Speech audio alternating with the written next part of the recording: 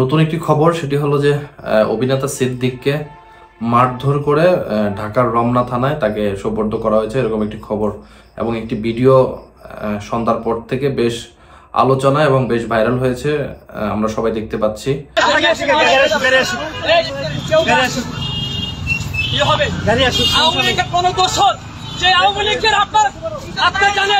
বৈষম্য আন্দোলনে বৈষম্য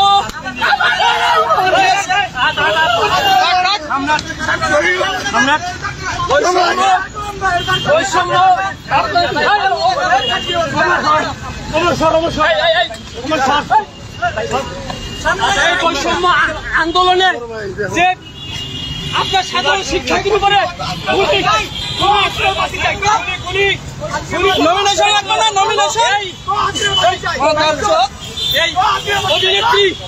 এই অভিনেত্রী আপনার ও কিন্তু সরাসরি ছাত্রদের বিপক্ষে গিয়ে ও গুলি করার সে পক্ষে দোষদের পক্ষে ছিল, তাকে কোনো ছাড় হবে না। সমস্যা কি?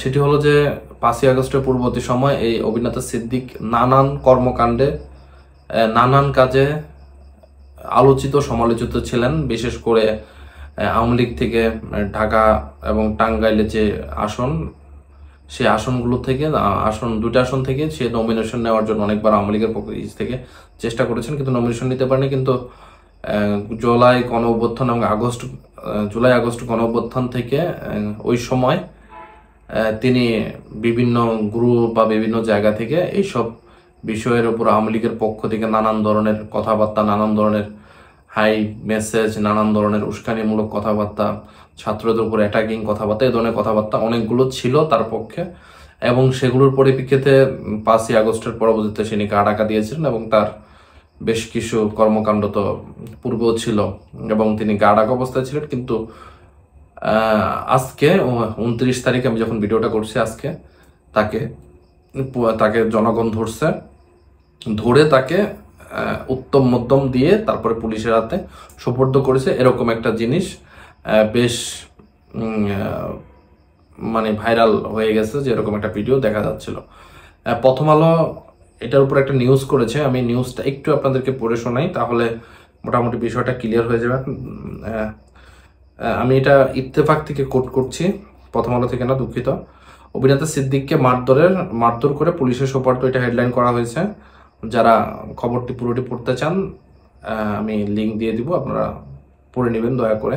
ছোট পর্দার অভিনেতা সিদ্দিকুর রহমানকে মারধর করে পুলিশের কাছে সোপর্দ করেছেন একদল যুবক। মঙ্গলবার 29শে এপ্রিল রাজধানী কাকরাইল এলাকায় এই ঘটনা ঘটে। দুপুরের পর থেকে এই ঘটনার একটি ভিডিও সামাজিক যোগাযোগ মাধ্যমে ছড়িয়ে পড়েছে। ভিডিওতে দেখা যায় কয়েকজন যুবক সিদ্দিককে দুপাশ থেকে টানা হেঁচড়া করে।